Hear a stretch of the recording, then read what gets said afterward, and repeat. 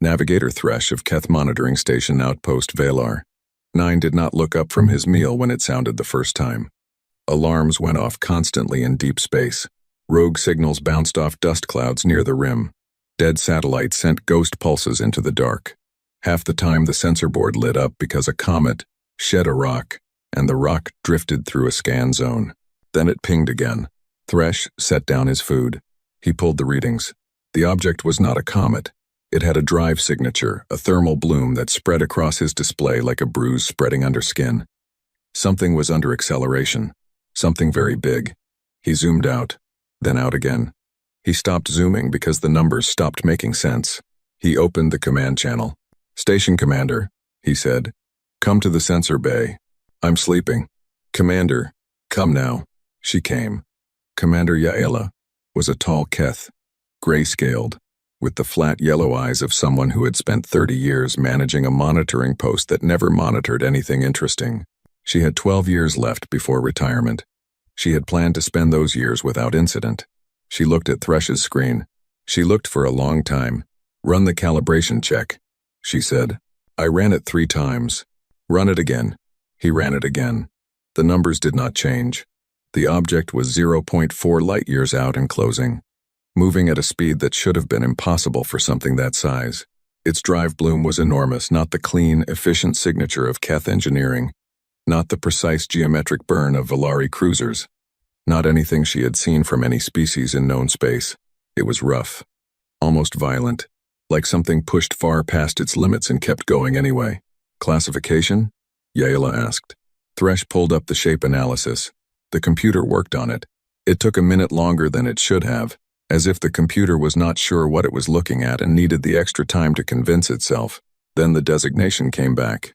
Thresh read it 3 times before he said it out loud. "It's a ship, Commander.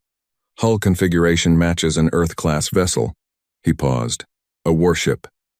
The registry match puts it as..." He stopped. "Say it." "The ISV Iron Grace." He looked up at her. "Commander, the ISV Iron Grace was declared lost 212 years ago. The Keth hegemony was old. 400 years old by their own counting longer, if you included the centuries before formal unification, when their 3 home worlds fought each other, and called it culture. They had expanded across 47 star systems. They had absorbed, outlasted, or crushed 17 other species. They were not cruel, by their own measure. They were simply efficient. They found weaker civilizations. They offered terms. The terms were always the same: yield, contribute, be protected. Most species said yes. The ones that said no became examples. Humanity had said no. That was 215 years ago. The humans were young then, barely a century into real space travel. They had found 3 habitable worlds outside their home system and were proud of them the way children are proud of things they do not fully understand yet. Their ships were crude, but fast. Their weapons were creative in ways that made Keth engineers uncomfortable. And they had a quality the Keth had no good word for: a stubbornness that went beyond rational behavior, a refusal to stop even when all the numbers said stopping was the only logical choice. The Keth had sent a fleet to the human home system. Standard practice. Show of force, offer the terms. The humans shot first. Not a warning shot. Not a warning at all. The lead Keth cruiser was turning to present its broadside for the formal terms broadcast when 3 human warships hit it simultaneously from 3 different angles. The Keth fleet commander had been in the middle of his morning briefing. The battle lasted 11 hours. The Keth won. Of course they won 43 ships to humanity's 9, but 6 of those 43 ships were destroyed. Not damaged, not disabled. Destroyed. Broken open. And when the human fleet finally broke and scattered, 3 of the surviving ships turned back and made suicide runs at the Keth flagship. 3 of them. Only 1 got close enough to matter. 1 ship, running with her hull on fire and every alarm she had screaming at once, pushed through the Keth Point defense grid and rammed the flagship's engine cluster. The flagship did not survive. Neither did the Iron Grace. The explosion tore something in local space, a rip, a fold, a wound in the dark, and when the light died, there was nothing where the Iron Grace had been. No wreckage, no debris, no bodies, just empty space and the fading echo of something enormous that had stopped existing. Gone. The Keth returned to Earth 3 months later with twice as many ships and simpler terms. Humanity, without its fleet and without its finest ship, accepted. There was no choice. The hegemony was not punitive about it. They rarely were. After the example had been set, Earth was classified as a protected world. It could trade, govern its own local matters, maintain small internal security forces. It paid tribute. It provided labor for the outer stations. It was useful. It was quiet. It was small. The Iron Grace became a legend. Among humans, she was the ship that refused to quit the crew that had faced 43 ships and made those 43 ships bleed. Among the Keth, she was a training story, the kind told to new fleet commanders to explain one simple rule. When you fight humans, you make sure they are completely finished. Every piece, every crew member, every shred of hull. Because if you left something, it came back. Yaela sent the signal to High Command within 20 minutes of confirming the readings. She did not sleep again that night. The response came 6 hours later, faster than any response she had received from High Command in 12 years at this post. The seal on the transmission was the highest she had ever seen. Grand Admiral level. The orders were short and clear. Do not engage. Monitor only. Await the fleet. So she monitored. The Iron Grace came on at steady speed. It did not slow. It did not change course. It was heading directly into the interior of Keth space, on a bearing that, if extended to its logical end, pointed straight at the Sol system. At Earth. As it got closer, Thresh's instruments started returning data that made no sense. The ship was the right shape, roughly. The core hull matched the registry, the spine, the main drive section, the general outline, yes, that was the Iron Grace. But what was attached to it was something else entirely. Something had been built around the original hull, not repairs, not patchwork, real construction. Massive, deliberate construction. The Iron Grace's original hull was a skeleton now, and something enormous had been grown over it and through it, the way a reef builds up around a single rock left in the sea for long enough. Total mass estimate, Yaela said. Thresh checked 3 times. Best estimate, 3 times the original displacement. She sat down. The original Iron Grace had been a heavy battlecruiser, humanity's largest class of warship at the time of first contact. 3 times that mass put the returning ship in a category that outweighed anything in the Keth fleet except the command dreadnoughts, and there were only 4 of those in existence. Hull modifications? She asked. The results came back in fragments. Weapons, platforms, dozens of them, bolted to every flat surface the outer hull had.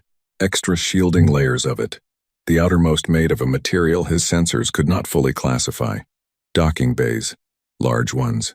Not fighter bays, large enough to hold ships of their own. And along the full length of the spine, running from bow to stern, something that generated a power signature his instruments were not built to measure. He had to patch 3 separate sensor arrays together and run them as one just to get a number. When the number came back, he sat and looked at it for a long moment. Commander, he said, whatever they put in that spine, the power output is equivalent to 3 Keth dreadnoughts firing at the same time. Yaela stared at the screen. The Iron Grace kept coming. It passed Velar, 9 at a distance of 0.1 light-years, close enough that the visual scan resolved real detail. Thresh captured every frame and sent it to High Command, without filtering anything. The ship looked like something built by people who had been very far away from help for a very long time and had made do with whatever they found. The outer armor was dark, almost black, made of panels that were not all the same material pulled from different sources, cut to shape, welded into place by hands that cared about function and nothing else. The original hull underneath it was still there if you looked hard, like bones under scarred skin. The scars on those original panels were old and strange. Not battle damage. Battle damage had direction. These scars ran in spirals and loops, as if the ship had spent time somewhere that space itself moved differently. There were words painted on the hull near the bow, white letters, large enough to read at this distance, human script, English characters. Thresh had studied enough human records to transliterate them. 3 words. We came back. He included that image in the transmission. High Command's second message arrived 4 hours later. It was short. The 3rd Fleet was being mobilized. 200 warships. They would intercept the Iron Grace before it reached the inner systems. The Iron Grace would be stopped, boarded if possible, Destroyed if not. No records of this incident were to reach non-Keth species. The protected worlds, especially Earth, were not to be informed. The reason for that last instruction was not stated. Yaela thought she understood it anyway. If the humans heard that the Iron Grace had come back, if they heard it before the Third Fleet destroyed it, the news would spread. It always spread. There was no stopping news that people wanted to believe. And the humans had wanted to believe in that ship for 200 years. Hope was contagious, in her experience. The most dangerous thing in the galaxy, when it spread to the right people. On the bridge of the ISV Iron Grace, Commander Lena Vasquez stood at the main viewport and watched the stars ahead. She was 34 years old. She had been born on this ship. Her mother had been born on this ship. Her grandmother, Reina Vasquez, had been one of the 41 survivors of the original crew, who came through the fold in space and found themselves in a place that was not on any map, a dead pocket in the dark, where physics were mostly right, but not entirely, where time moved at a different pace than it did in real space, where the wreckage of things that had died long before humans existed drifted in permanent, cold silence. Lena had grown up on the stories the way other children grew up on fairy tales. The 41 who survived the ram, the years of confusion. The decision, made by a vote of every living crew member, to stay alive no matter what it cost. The slow, grinding work of keeping the ship running, then improving it, then understanding what the dead space contained, the materials, the strange metals, the ancient wreckage with technology no living species had seen. The work of reverse engineering things built by hands that had not existed in 200,000 years. Using tools they barely understood, in a place where some of the rules were slightly different. 212 years had passed in real space while the Iron Grace drifted in the fold. 22 years had passed on the ship. Time in the dead pocket moved at a different rate. It was not enough time. 22 years was never enough time for what they needed to do, but they had used every hour of it. They had grieved. They had adapted. They had built. And then they had come home. "We're being tracked," said Hale, her sensor officer, a young man who wore his grandfather's name on a patch stitched to his shoulder. "Station, at bearing, 2 to 7. Long-range monitoring post. Keth design." "I know," Vasquez said. "They've signaled high command by now." "I know. They'll send a fleet." "Yes." She looked at the stars ahead. Somewhere past the Keth ships that were scrambling to stop her, past the stations and the checkpoints and the perfectly reasonable military response that was already being organized, somewhere in that direction, was a small blue planet that had not heard from this ship in 212. This as well. Years. "Let them." She opened the ship-wide channel. "All stations. This is Commander Vasquez. We are in Keth-monitored space. We are on final approach to Sol. Estimated transit time to Earth is 17 days. She paused. "They know we're here. They are going to try to stop us." Another pause. "They will not succeed. Rest while you can. Talk to the people you love." 17 days. She closed the channel. The Iron Grace moved through the dark. She did not slow. She did not change course. She had not changed course in 200 years. She was not going to start now. The Iron Grace was not one thing anymore.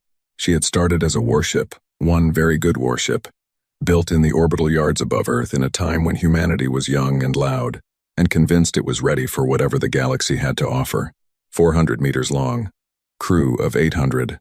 Armed to a level that had made Keth intelligence analysts slightly uncomfortable, which had been intentional. The humans who built her had done their homework, and they knew what was out there. That ship still existed. You could still find her inside the thing the Iron Grace had become, the way you can find the original tree inside a forest that has grown up around it over a century. The spine was hers. The main drive was hers, rebuilt and expanded but recognizably descended from the original. The bridge was hers, layered over with new panels and new systems but positioned exactly where the original crew had placed it, because that position had worked and the people who came after them saw no reason to move it. But everything surrounding that original core was something else entirely. 212 years, 22 years, by ship's time of people who had nothing but time, nothing but need, and nothing but the contents of a pocket of dead space that turned out to be more useful than anyone had any right to expect. The fold had been many things, none of them comfortable. The 41 survivors of the original crew had spent the first 3 months of ship time trying to understand where they were. Chief Engineer Mara Ose, Lena's great-grandmother, whose picture hung in the main corridor, had been the first to figure it out. Not fully, not clearly, but enough. They were in a collapsed region of space, a pocket, something that had folded shut around itself long before humanity had language, back when the galaxy was younger and rougher and doing things to itself that it did not fully understand. The physics inside the pocket were not exactly wrong. Gravity worked, air stayed air, fire burned, but the rate of time was compressed against the outside. 1 year inside moved like roughly 9 outside, and the pocket was not empty. Whatever had been trapped in it when it folded shut was still there. Wreckage. So much wreckage. Centuries of it, drifting in permanent slow collision, pieces of things built by hands that no living species would recognize. Ships, or things shaped like ships. Stations, or things shaped like stations. Objects that had no obvious purpose, and resisted every attempt to scan them cleanly. Material that existed in quantities and varieties that the Iron Grace's crew had never seen. Metals that did not appear on any periodic table they carried. Alloys that their instruments could identify as alloys but could not fully break down. Panels of something that looked like ceramic and behaved like metal and weighed almost nothing. Ose had called it a scrapyard. Her crew had called it a gift. They learned slowly. There was no choice, but slowly the first years were about survival, keeping the Iron Grace running on what they had, rationing, maintaining, figuring out what the fold's compressed time meant for growing food and recycling water, and all the other things that kept 800 people alive in a closed metal shell. People died. Not many, not fast, but steadily. Injuries, illness. One death from despair that no one talked about directly, but everyone understood. The population dropped before it grew back. But it grew back. Children were born on the Iron Grace. They grew up knowing no other home. They grew up without the planet-weight psychology of people who had somewhere else to be. No homesickness for a world they had never seen. No constant longing for open sky. They were ship people. The corridors were their streets. The hull was their horizon. They understood the Iron Grace the way you understand a body you were born into. Completely.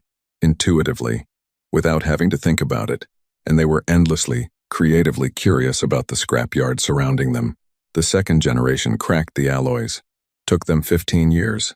With tools they built from scratch using materials they pulled from the nearest debris fields. The metal they found in the greatest quantity was something they started calling null iron, not iron at all, but the name stuck because of how it behaved. Dense, without being heavy, extremely hard to damage, resistant to heat in ways that should not have been physically possible, and available in enormous quantities, because whatever civilization had died inside the fold had used it for everything. They pulled null iron from the wreckage, and they started building. The weapons platforms went up first. Not because violence was the priority, because people who had rammed a Keth dreadnought to survive the first time understood that the galaxy did not reward being unarmed. Chief Weapons Officer Park's grandchildren designed them. 12-barrel rail systems that could cycle faster than anything the original Iron Grace had carried, using null iron-tipped rounds that hit harder than anything the Keth had in their standard threat database. Energy weapons came later, reverse-engineered from something they found in the deeper debris fields. A device the size of a cargo crate that produced a beam they could not fully explain, but could absolutely aim. The shielding came from the same debris. Layers of null iron plate over the original hull. Then a secondary layer of another material they found later, something that absorbed energy at the surface and dispersed it laterally before it could penetrate. They had tested it extensively. They had shot at it, burned it, tried to cut through it with every tool they had, run it past every energy weapon test they could design. The secondary layer had walked away from all of it. They had wrapped the entire ship in it. The docking bays took the longest. Building ships inside a ship was slow, patient work.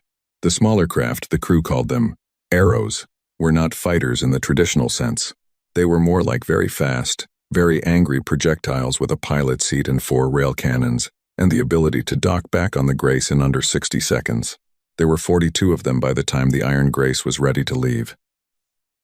Every pilot had grown up flying sims in the corridors, had logged more hours in the actual craft than any pilot in any fleet in known space.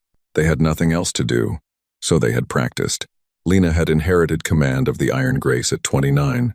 When her mother died of a heart condition that better medical equipment might have caught earlier, a fact she did not allow herself to be angry about more than once a day, because anger that became constant became noise, and she needed the signal clean.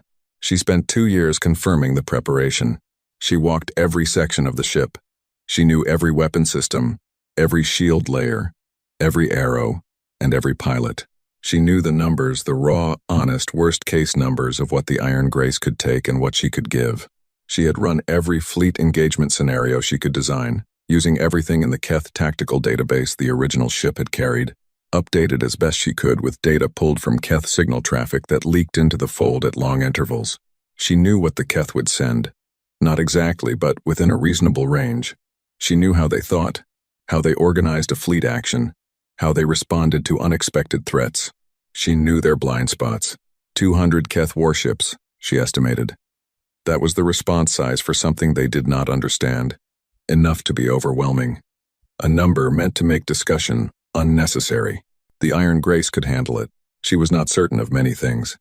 Certainty was not something you had access to in real command. Her mother had told her that. Her grandmother's journals had confirmed it. But she was certain of this. She had checked the numbers so many times that they had stopped feeling like numbers and started feeling like something solid she could put weight on. The Iron Grace would handle it. And then they were going home. On day 3 of transit, Hale picked up the signal. It was faint. It was compressed into a very specific frequency that was not standard communication. It was a survival frequency, one of the old Earth Navy codes, the kind used when a ship or station was too damaged or too monitored to use normal channels. A whisper sent sideways, hoping someone listening would know what to listen for. Lena's crew knew what to listen for. They decoded it in 4 minutes. It was coming from a station called Hera Point, a human-built way station on the edge of the Keth-controlled transit corridor, one of 3 stations Earth had been permitted to maintain for commercial traffic. The signal was 7 hours old. It said, in the compressed shorthand of the code, Raid, Keth enforcement, labor seizure, 47 taken, requesting any assistance. God please someone. Lena read it twice. Then she set it down on her console and looked at it. 47 people, taken, for labor. That phrase, labor seizure, was a clean bureaucratic term for something that was not clean at all.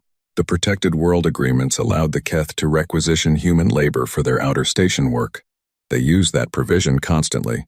Entire communities. Sometimes, people pulled from their homes with 2 hours' notice and sent to work in places they had never heard of, sometimes for years. 200 years of this. She had known.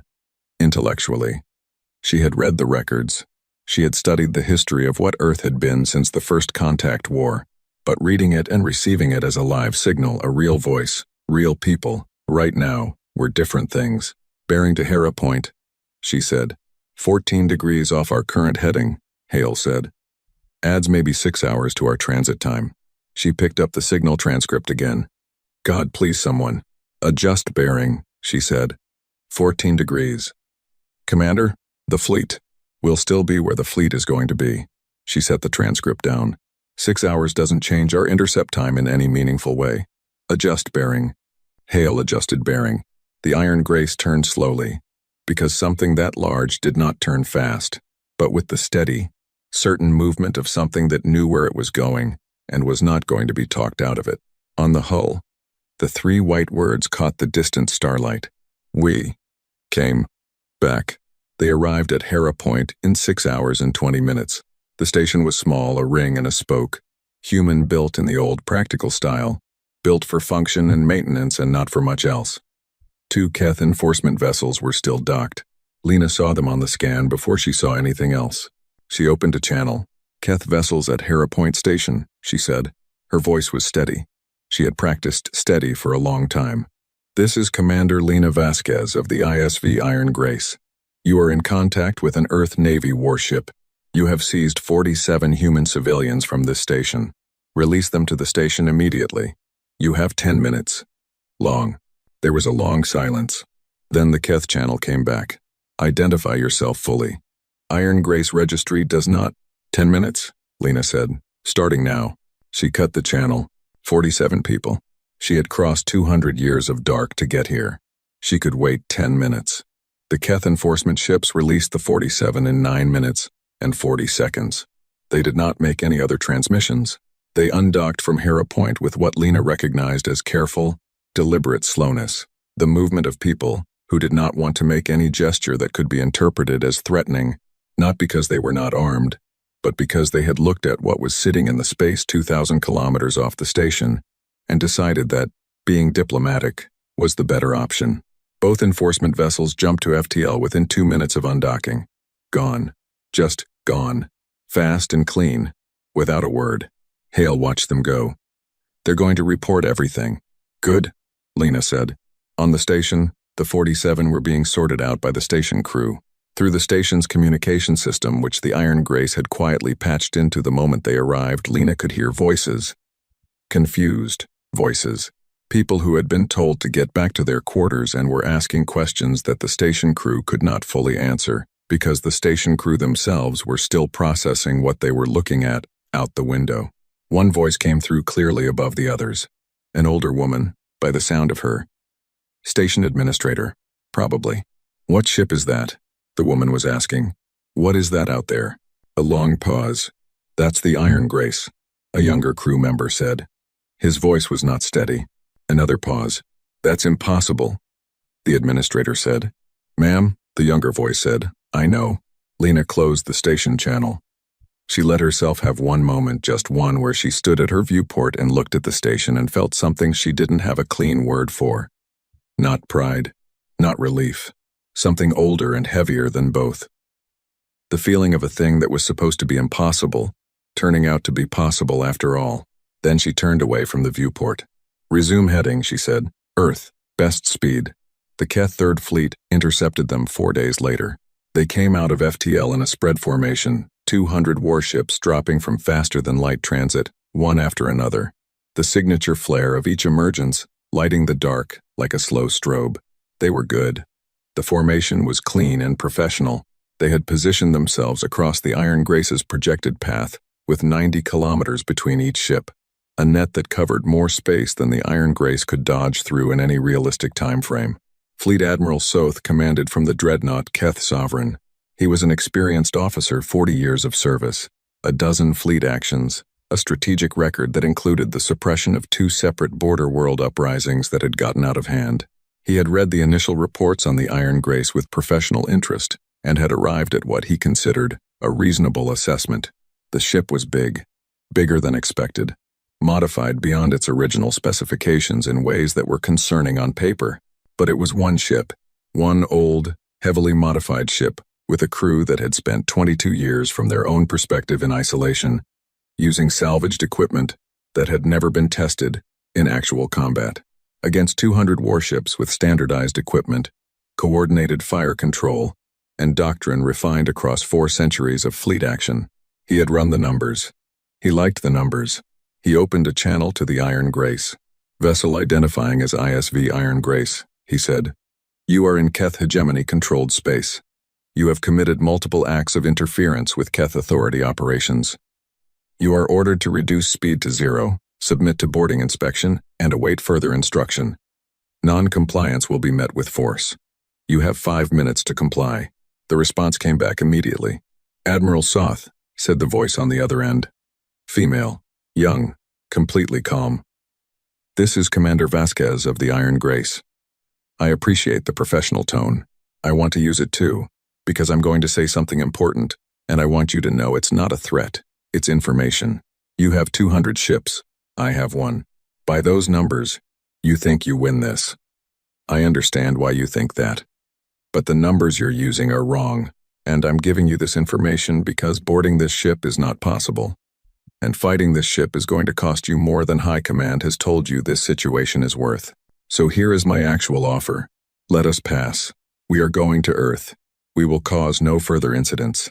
We are not interested in the hegemony, its territories, or anything it owns except for the one planet we came from. Let us pass. Soth listened to this. He played it back once. Then he gave the order to open fire. 200 ships fired. The first volley was everything, energy beams and kinetic strikes and missile clusters, layered in the way Keth doctrine specified for a high-priority single-target engagement. The idea was saturation, cover every angle, leave nothing to chance.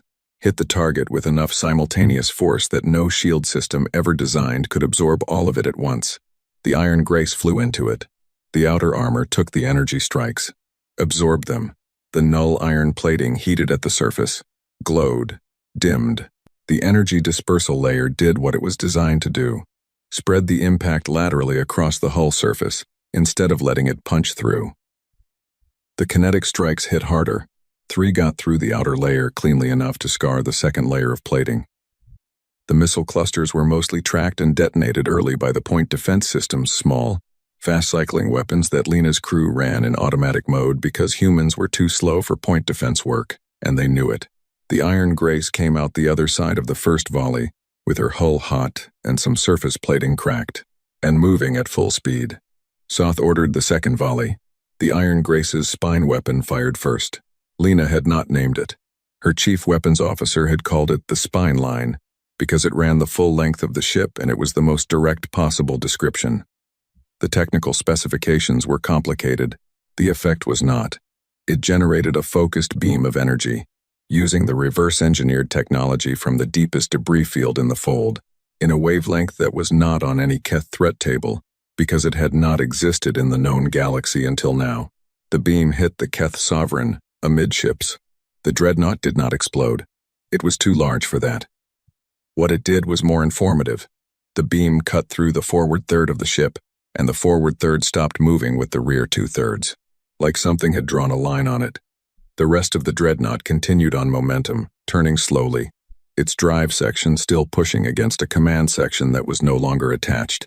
Soth survived. His bridge was in the rear 2/3, but his command ship was finished. On every other Keth ship in the formation, someone noticed what had just happened to the Keth Sovereign. The second volley was smaller than the first. The arrows went out, 42 of them, spilling from the docking bays along the Iron Grace's flanks, scattering into the formation with a coordination that was not quite like anything the Keth had seen. Keth fighter tactics involved formation flying, tight geometric patterns, centralized command.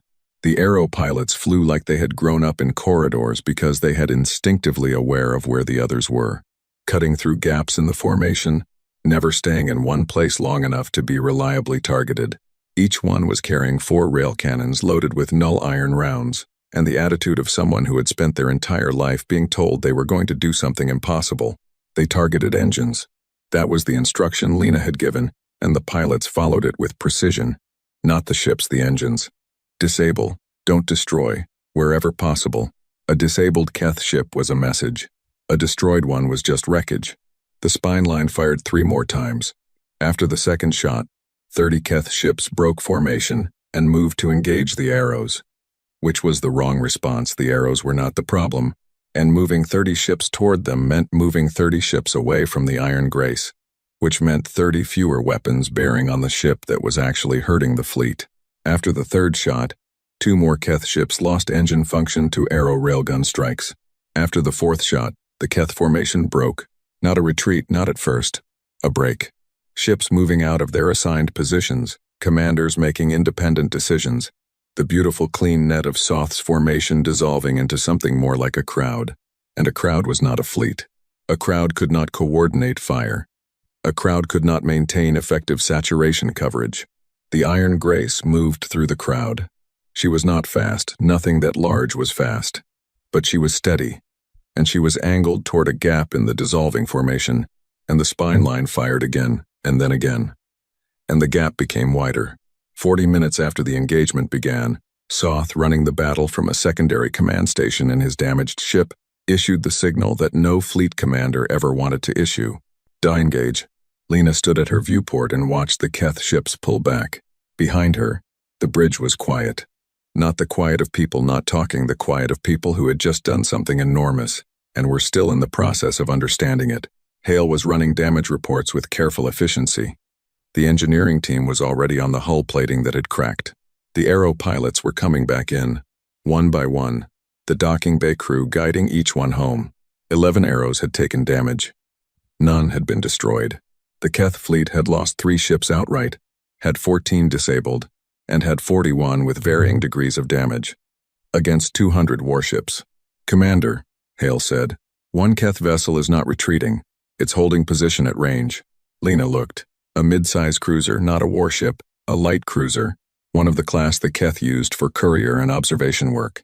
It was sitting still, not targeting, not approaching, just sitting there, watching.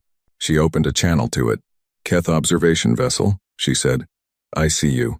I'm not going to fire on you. I want you to watch what happens next, and I want you to transmit everything back to High Command. Every detail. I want them to know what this ship is, what it can do, and what we are going to do when we reach Earth. Can you do that for me?" There was a long pause. "Yes," a voice came back. Young, slightly shaky. "But, yes. Good." Lena closed the channel. She turned back to her crew. "Damage assessment in 1 hour. Rest where you can. We resume best speed in 90 minutes. She paused. "Good work. All of you. Your families would be proud." She walked to her private station at the back of the bridge and sat down. She pulled out the written roster actual paper, which she used for everything important because screens could crash and paper did not, and she checked the aero pilots' names one by one. All present. She let out a breath. Set the roster down. 13 days, she said, to no one in particular. 13 days to Earth. The news moved faster than the Iron Grace did. The Keth tried to contain it. They shut down the commercial signal relays in the sectors the ship had passed through, flagged the Hera Point incident as a classified enforcement matter, issued instructions to every protected world station in the region to hold all outgoing traffic for review. They were efficient about it. They had long experience with information that needed to not spread, but 47 people had been returned to Hera Point Station, and every one of them had seen the Iron Grace, and the station crew had seen it. And both Keth enforcement ships that had been docked there were reporting to their commanders, and those commanders were talking to other commanders, and someone in one of those chains had a contact on a non-Keth ship who owed them a favor. Information wants to move. People want to tell each other things. These are facts of the galaxy that no amount of efficient signal management has ever successfully changed. It took 6 days for the word to reach Earth. Earth, in the 215th year of Keth protection, was a different place from the Earth that had launched the Iron Grace. Physically, the planet was the same, blue and green and scarred by centuries of human activity, in all the ways that planets got scarred. The cities were still there. The people were still there. They had their governments, their music, their arguments, their food, their complicated relationships with each other. The Keth did not interfere with any of that. They were not interested in controlling the details of human life, only in its useful outputs, labor, minerals, agricultural product, transit fees. But something had gone quiet. The shipyards that had once built vessels like the Iron Grace were now certified for commercial construction only. The military training academies had been reduced to small internal security programs. The big radio dishes that had once reached out into the dark were now focused inward on Earth's own communication needs, because reaching out into the dark and asking who was there had been classified as a strategic concern under the protection agreement. The humans of Earth had become very good at not making large gestures. They kept their heads down. They paid the tribute on time. They sent the labor quotas when requested. They maintained and maintained and maintained that great human talent for endurance that looks from the outside like passivity but is, from the inside, something much more like coiled wire. When the word reached Earth not through official channels, because the official channels were locked, something happened in every city simultaneously that had no name in any political science textbook. People did not march. They did not riot. They stood in streets and they looked up at the sky. That was all. They just stood there and looked up. The Keth orbital garrison above Earth consisted of 8 ships. That was the standard complement for a protected world, enough force to maintain compliance, not enough to look like an occupation, if anyone was paying attention to appearances. 4 patrol cruisers, 2 heavy destroyers, 1 administrative vessel, 1 communications relay ship. Commander Taz of the garrison flagship Hegemony's Grace, the name was not ironic. The Keth simply liked naming things. Grace received the 3rd Fleet engagement report. At the same time, he received the first rumor from his intelligence officers that the news had reached Earth. He read both reports at the same desk, in the same hour. He understood the problem immediately. If the Iron Grace reached Earth orbit before he stopped it, it would not matter what he did afterward. The signal, the symbol, The image of that ship in orbit, above the human homeworld, that would be enough. That would be a thing that could not be undated, could not be contained, could not be managed from above. He sent a request to High Command for reinforcement. High Command told him the nearest available fleet was 9 days out. He had 7. He made his decision. The garrison's 8 ships accelerated out of their standard patrol orbits and moved to intercept on day 7 of the Iron Grace's final approach. They had coordinated their positioning carefully, a layered defense line across the approach vector, each ship covering the other's angles. It was very good positioning. Tas was a competent officer, and he had done the best work he could with what he had. Lena saw the formation on long-range scan and called her senior officers to the bridge. 8 ships, said her weapons officer, a woman named Shen who had the reputation of remaining calm at moments when calm was the hardest thing to maintain. 4 cruisers, 2 destroyers, 1 admin, 1 relay. The relay has no weapons worth discussing. The admin vessel has defensive armament only, so effectively 6 combat vessels. Against us, said Hale. Against us, Shen confirmed. Lena studied the formation. They're trying to force us to navigate around them or engage while Earth is still at distance, she said. If we go around, it takes time they're using to wait for reinforcement. If we engage, they're hoping the battle disrupts our approach enough to make a difference. So what do we do? Asked her chief engineer, a large, quiet man named Torres who had never once in his career offered an opinion that had not been immediately useful. We fly straight, Lena said. Steady speed, no evasion. We open a broad-spectrum broadcast on all Earth frequencies before we reach their engagement range. Everything audio, video, text. We tell Earth exactly who we are and exactly what we're doing. And then we deal with the 6 ships. She paused. I want the spine line offline, she said. Everyone at the table looked at her. These 6 ships are doing their job, she said. Their commander has fewer options than Soth had, and worse odds, and he knows both of those things. I'm not going to cut his ships in half if I don't have to. Standard weapons, arrows on standby. We push through clean if we can. Torres nodded slowly. Shen made a note. Hale had the expression of someone who was not sure if this was wisdom or sentiment but had decided it was not his place to ask. All right, Lena said. Let's go home. The broadcast went out 2 hours before the garrison engagement range. It was not a speech. Lena had thought about making a speech, had drafted 3 versions of one, in fact, in the quiet hours of the transit, and had deleted all 3, because they sounded like speeches. Too composed, too finished. The people of Earth did not need a finished thing. They needed a real one. So she sat in front of the bridge camera, and she told the truth. She told them who she was and where she had come from. She told them about the fold in space, and the 41 survivors, and the 22 years that had been 200 on the outside. She told them what they had found there and what they had built, and she told it plainly, without decoration, because the facts were extraordinary enough on their own. She told them they were coming home. She told them the garrison was going to try to stop that. She told them she was going to deal with the garrison. Then she said one more thing. 200 years ago, she said, this ship and her crew bought Earth time. The crew paid everything they had to give you more time to find a way through. I don't know if that's what happened. Maybe the Keth just got comfortable. Maybe the years went by and comfortable felt like peace. That's human. That's reasonable. She looked directly into the camera. But we are not comfortable anymore. And you don't have to be either. She ended the broadcast. On Earth, in a city that had once had different borders and a different name, a woman named Sol Reyes was watching the broadcast on a screen above a market stall when the Iron Grace came over the horizon of the camera feed. She saw it, just the shape of it. Enormous and dark and moving with the kind of steady, purposeful weight that very large things move with when they have somewhere to be, and nothing is going to change that. She had grown up hearing the story of the Iron Grace from her grandfather, who had heard it from his mother, who had been a naval history student before the universities stopped teaching naval history.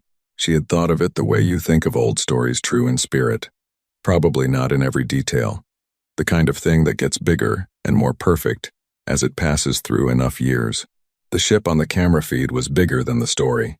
She was not the only one watching. The market around her had gone quiet, which markets never did. She could hear people on the street, not talking, listening, looking up. Above them, 8 Keth warships formed their line. Above those, the Iron Grace came on. TOS ordered fire at 7,000 kilometers. The garrison hit the Iron Grace with everything they had. The ship absorbed it the way mountains absorb rain. The outer hull heated. The second layer dispersed. The point defense system cycled through the missile clusters with mechanical indifference. The Iron Grace returned fire with her rail systems and her secondary energy weapons, targeting engines, and the first Keth cruiser's drive died at 5,000 kilometers. The second lost maneuvering control 30 seconds later. The 2 destroyers pulled back to flanking positions and tried a coordinated hit on the Iron Grace's drive section, which was the correct tactical instinct, but failed because the drive section was armored differently from the rest of the ship. Torres had prioritized it, on the reasoning that everything else on the ship could be repaired in transit, but a dead drive was the end of everything. The destroyer hits scorched the outer plating and achieved nothing else. The arrows came out, 12 of them, not 42, because Lena did not need 42 for this and she wanted her pilots home safe.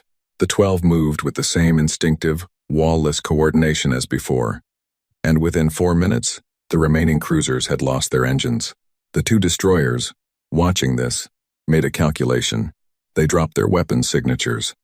Not a full surrender. TOS had not given that order, and they were not going to give it without one but a clearly readable tactical gesture. Weapons powered down. Shields maintained. No more firing. Lena saw it on her board. Acknowledge their gesture, she said. Don't target them. Keep going. The Iron Grace slid past the garrison line. And then, below her, through the viewports, through the cameras, through every screen that was currently showing the broadcast on the planet below, there it was. Earth. Blue and white and enormous in the way that home is always enormous when you have been away for a long time. Lena stood at the main viewport and looked at it. Behind her, the bridge was not quiet this time. Someone was crying.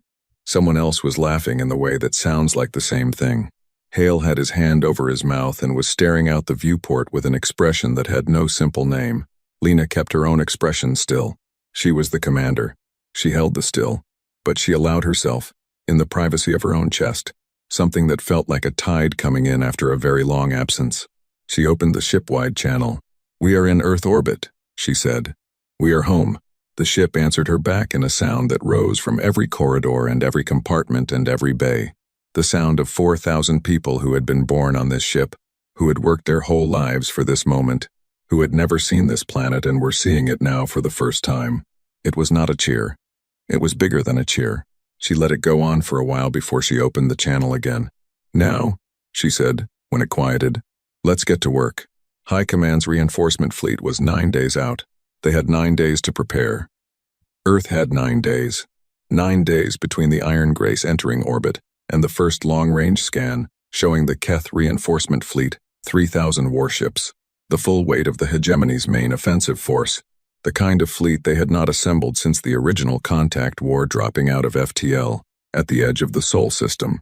In the galaxy's long history of military mobilizations, 9 days was nothing.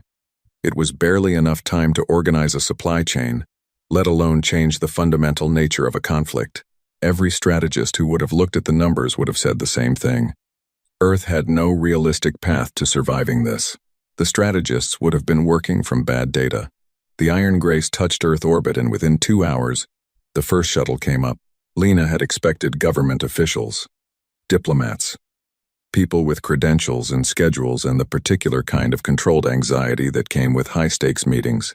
What she got was Admiral Senna Park, 81 years old, the head of Earth's nominal internal security fleet, which meant she commanded 12 small patrol vessels that were not technically warships because the protection agreement forbade warships and were technically patrol vessels, but had been built by people who understood exactly what might be needed someday. She came up alone. No staff. No security. She walked onto the Iron Grace's main deck and looked around the way a person looks around when they are in a place they spent their whole life imagining and need a moment to match the real thing to the version in their head. Then she looked at Lena. You're younger than I expected, Park said. You're older than I expected, Lena said. Park laughed. It was a short, sharp sound, the laugh of someone who does not do it often enough and means it completely when they do. I've been running the numbers on what we have down there for 30 years, she said, waiting for a reason to use it. My whole career. waiting for a reason. "Tell me," Lena said. Park told her. The protection agreement forbade warships. It said nothing about industrial equipment, mining vessels, heavy cargo ships, construction platforms, or long-range survey craft. It said nothing about the particular energy systems that powered a planet's industrial output. It said nothing about the specific metallurgical processes that were required for large-scale orbital construction. Park's predecessors, people who had understood, after the First Contact War, that accepting the terms did not mean forgetting what had happened, had spent 150 years building things that were not warships. They were not warships in the way that a loaded weapon, held behind your back, is not a weapon until you bring it around. The 12 patrol vessels were the smallest part of it. There were 43 heavy industrial ships currently sitting in Earth orbit, and the orbital stations, ships built for mining asteroid belts, for towing construction materials, for resupply work. Each one was armored beyond what any industrial vessel needed to be, because the people who built them had been very worried about the safety of their crews and had taken extensive precautions. Each one carried defensive weaponry that was technically within the protection agreement specifications and practically very far beyond its spirit. There were 3 orbital platforms that were classified as construction and maintenance facilities. They were, in fact, the most heavily armed space platforms Earth had ever built slowly, over 40 years, piece by piece, so that no single addition ever looked like a military expansion, and in 3 locations on Earth's surface, 2 in mountain ranges, 1 in an ocean trench.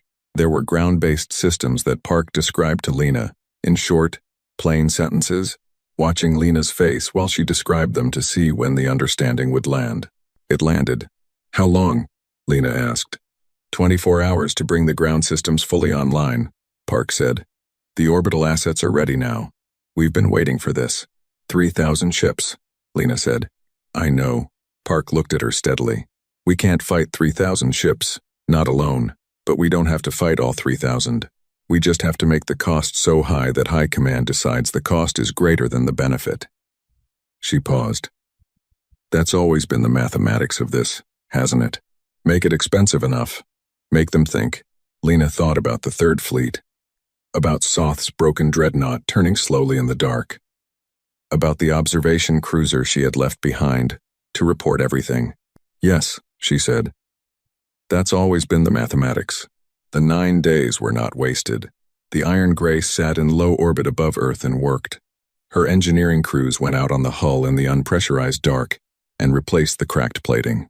New null iron panels carried in the ship's cargo bays for exactly this purpose. More material than she had left the fold with because they had expected damage were cut and fitted and welded into place. The weapon systems were recalibrated. The arrows were fully serviced, every one of them, with the pilots running maintenance themselves alongside the bay crew the way they always had. Below them, Earth worked too. The heavy industrial ships repositioned. The orbital platforms powered up. On the ground, in the mountain ranges and the ocean trench, machines that had sat waiting for 30 years came online one system at a time and ran their tests. On the 3rd day, Park sent up 23 additional people, young engineers, most of them, who had grown up knowing what those machines were for, and who had spent their careers maintaining them, in the hope that there would one day be a use for all that preparation. They toured the Iron Grace with expressions that Hale, who gave most of the tour, described later as looking like children in a museum of things they had only ever seen pictures of, except the pictures came to life and were extremely armed. On the 5th day, Lena made a broadcast to the Keth reinforcement fleet, which by then was visible on long-range scan, and knew she could see it. "Grand Admiral of the Keth 3rd Expeditionary Force," she said, because she had done her research and she knew who commanded it. "This is Commander Vasquez. I know what you're bringing. I want to tell you what you're coming into before you get here, because I am not interested in unnecessary casualties on either side. I dealt with Admiral Soth professionally. I would like to deal with you the same way." She listed what was waiting for them. Not every detail, she did not have every detail herself, but enough. The platforms, the ground systems, the Iron Grace herself, and what the spine line had done to the Keth Sovereign. The numbers, clearly stated, without drama. "You have 3,000 ships," she said at the end. "That's enough to win, if winning only means destroying enough of us that there's nothing left. But it is not enough to do that without losing ships. A lot of ships. And the question you need to ask, High Command, the question I am asking you to ask them right now is whether Earth, in the condition it will be in after that kind of battle, is worth what you will pay to take it back. We will give you nothing. We will not negotiate our freedom. We are not asking for protection, and we are not interested in terms. We are asking to be left alone. She looked into the camera. Think about what we built in 22 years, in a dead pocket of space, with nothing but wreckage and stubbornness. Think about what we will build in 200 more if you leave us alone. That is not a threat. That is an offer. She ended the transmission. The Keth fleet dropped out of FTL, at the edge of the Sol system, in one massive, coordinated emergence. 3,000 drive signatures blooming across the scan display, like a lit field. The largest fleet assembly Lena had seen numbers on in any of the Iron Grace's old military records. She stood at her viewport. She kept her hands still. All stations, she said. This is it. The fleet approached at a measured speed. Not a full combat burn, which would have looked one way but not slow, which would have looked another. A middle pace. The pace of something that has a great deal of force behind it and knows it. On Earth's surface, the ground systems finished their final initialization sequences. Park, monitoring from her command center in the mountain range in what had once been called Norway, sent a one-word message up to the Iron Grace. Ready. The Keth fleet reached engagement range and stopped. They held position for 11 minutes. 11 minutes of nothing, no transmissions, no weapon signatures, no movement forward. Just 3,000 ships sitting at the edge of effective weapons range, which was exactly what an enormous fleet looked like when it was waiting for someone to make a decision. Then the transmission came. It was audio only. A voice Lena recognized from her research, Grand Admiral Koss, the officer who commanded the expeditionary force, and who had, before this posting, served as High Command's chief strategic analyst for 30 years. Commander Vasquez, Koss said, I have read the reports from the Third Fleet engagement. I have read your offer. I have been in discussion with High Command for the last 4 days. He paused. The pause was long enough to be deliberate. I am authorized to offer a preliminary ceasefire to allow for the opening of formal negotiations. The terms of any final agreement have not been determined. High Command is willing to discuss the status of Earth and its associated territories. High Command is not, at this time, willing to discuss broader hegemony policy. Lena kept her face still. That is acceptable as a starting point, she said. There are conditions. There always are. Let me hear them. The Iron Grace remains in orbit. No further modifications to its armament or that of Earth's orbital assets during negotiation. No communication to other protected worlds that could be construed as organizing resistance. Lena thought about this. The first condition she had expected. The second, she had expected. The third was interesting. It meant High Command was worried about what the news of this was doing in other protected world systems. What it was doing to all the other species that had said yes to the terms all those years ago and had been saying yes ever since. Accepted, she said. On condition that all labor seizures from Earth and human-populated stations cease immediately, during negotiation and after. A pause. Accepted. And the Keth fleet withdraws to outside the Sol system boundary. A longer pause. Agreed. She watched the fleet on the scan display. It began to move. Slowly. Back the way it had come. 3,000 ships. The full weight of Keth military force. Turning around and moving away from a planet they had controlled for 200 years. Because the mathematics had changed. Because the cost had become greater than the benefit. Because one ship had come back. The Iron Grace sat above Earth and watched the fleet go. On the bridge, no one said anything for a long time. Lena stood at her viewport and looked at the planet below her and the retreating fleet above and let the silence sit. It was a different kind of silence from the kind that had filled the bridge after the Third Fleet engagement. That silence had been full of the immediate adrenaline weight of something just finished. This silence was the kind that comes after something changes permanently. A big, quiet, slightly unreal feeling, like the moment after a storm when the rain stops and you're not sure yet what the world looks like. Is it over? Hale asked. He was not asking about the negotiations. He was asking something larger. No, Lena said. This is what it looks like when it starts. She turned from the viewport. There was work to do. Negotiations were not peace, they were the opening of a long argument, And long arguments required preparation and endurance, and the ability to hold your position while someone with more resources tried to wear you down. She needed Park and her team back on the ship for planning. She needed to know everything about the other protected worlds and what was happening in them. She needed to know what the Keth considered non-negotiable and what they considered merely expensive, because those were different categories, and the space between them was where the actual outcome would be found. 22 years of work had gotten them to this orbit. This orbit was not the end of anything, but it was the end of one thing. All stations, she said, opening the ship-wide channel. The Keth fleet is withdrawing. Negotiations are beginning. We are staying in Earth orbit for the foreseeable future. She paused. Shore leave is authorized by rotation, Earth surface. For those of you who have never stood on a planet before, I want everybody back within 24 hours of their rotation start. But go down. Feel the ground. It belongs to you. She closed the channel.